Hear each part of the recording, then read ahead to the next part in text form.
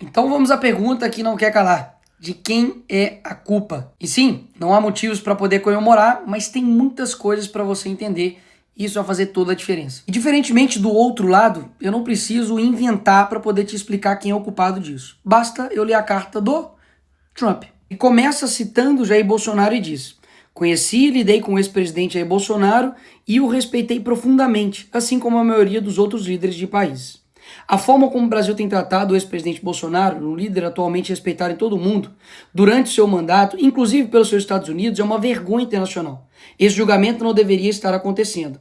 Trata-se de um caça às bruxas que deve acabar imediatamente. Ou seja, o Trump deixou bem claro no primeiro parágrafo da carta que a culpa não é do Bolsonaro, a culpa é de quem está perseguindo o Bolsonaro. E piora, em parte devido aos ataques insidiosos do Brasil contra as eleições livres e os direitos fundamentais da liberdade de expressão dos americanos, como foi ilustrado recentemente pelo STF, que emitiu centenas de ordens secretas e ilegais de censura às plataformas de mídia social dos Estados Unidos.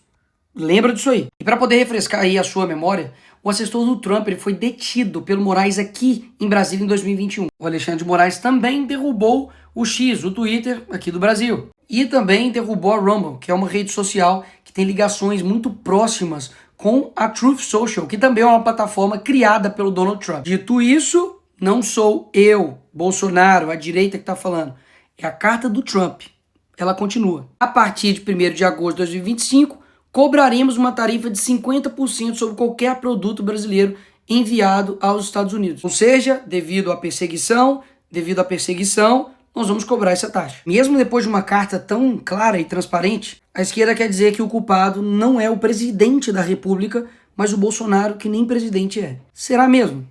Vamos ver. Lula, antes mesmo das eleições, já falava que o Trump era nazismo com outra cara e chamou ele de desumano. O Lula deixou navios de guerra do Irã atracar aqui no Brasil, mesmo os Estados Unidos fazendo pressão contrária. O Alckmin, que é vice do Lula, participou de um evento no Irã ao lado do líder do Hamas e outros 3 líderes terroristas. Voltou até a exigir visto para os cidadãos dos Estados Unidos para entrar aqui no Brasil. Foi destaque no mundo inteiro quando comparou as ações de Israel a Hitler. Ou seja, atacando o principal aliado dos Estados Unidos na guerra entre Israel e Irã. E aí o que o Lula esperava? De que essa conta nunca ia chegar? Ela chegou e muito cara. Mas ela tem um motivo, como vocês viram. Não foi do nada. Mas existe uma forma de resolver isso.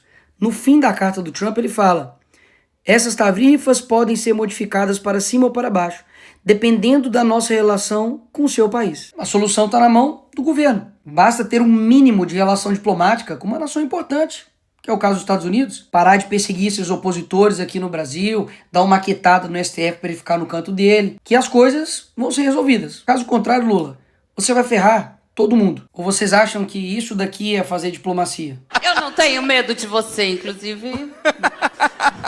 Boa! Fuck you, Elon Musk.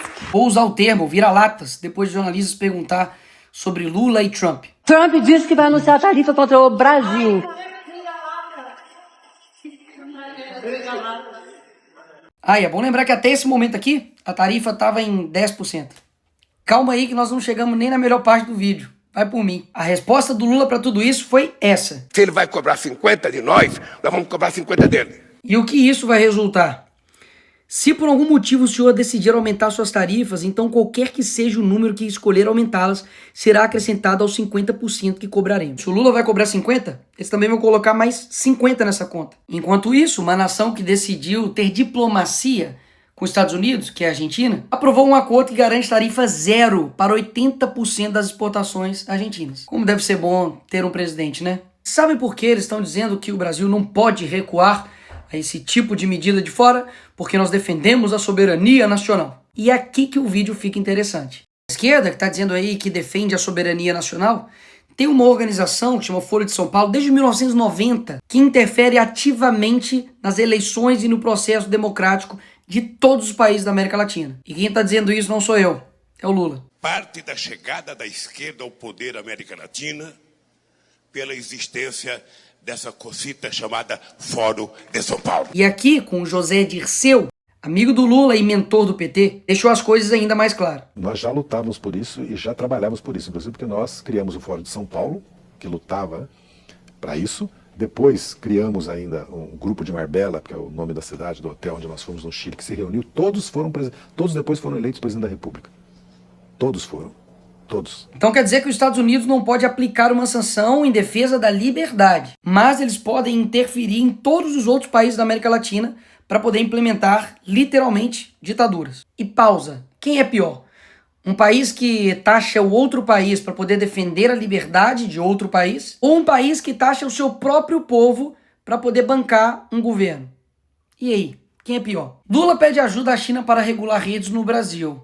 Ora, isso aqui não ataca a nossa soberania nacional? Quando o PT lá em 2016 pediu proteção internacional diante do impeachment da Dilma, não era ataque à soberania nacional, né? Tenho certeza, não era interferência, era só uma ajuda, né? Quando a Gleisi, deputada do PT, pediu numa TV árabe ajuda a todo mundo árabe pela liberdade do Lula, aí não era interferência. Além dessa balela que eles dizem defender a soberania nacional, eles também não respeitam a soberania nacional dos outros países, pelo visto também não. Foi lá na Argentina visitar uma condenada por corrupção e fazer lá cartazinho para ela ser livre, em outro país. Eu já ia me esquecendo, esse aqui é bom demais. Aqui está o Felipe Neto pedindo ajuda internacional para o John Biden, para Kamala Harris, para poder conter o Bolsonaro aqui quando ele era presidente. Como eu disse, qual que era a desculpa deles? De que nós não precisamos de intervenção, mas precisamos de ajuda. Quando somos nós, é intervenção. Quando é a esquerda pedindo, não é intervenção, é ajuda. A Dilma também, quando foi nos Estados Unidos e na Europa buscar apoio contra a prisão do Lula, com certeza também não foi pedir nenhuma intervenção no Brasil, né? Até mesmo porque o Lula estava na Noruega. Por fim, o que esses dois aqui estavam achando?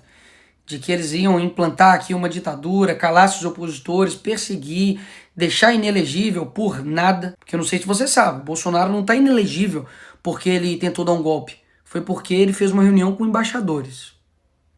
Convenhamos, né? Derrubar a rede social, se aliar a ditaduras, e tudo isso não teria um preço. E ninguém do mundo livre lá fora olharia e falaria, opa, peraí, vamos conversar. Mas como nunca teve esse relacionamento, afinal de contas, o Lula diz que ainda não teve interesse em conversar com Trump, um dos únicos líderes mundiais a não se encontrar com ele. Por essas razões, a sanção econômica veio. E repito, ruim para o Brasil. Mas como você viu, existe um porquê. Ignorar a boa diplomacia, promover perseguição, censura e ainda fazer provocações baratas vai custar muito caro para o Brasil. Enfim, eu avisei.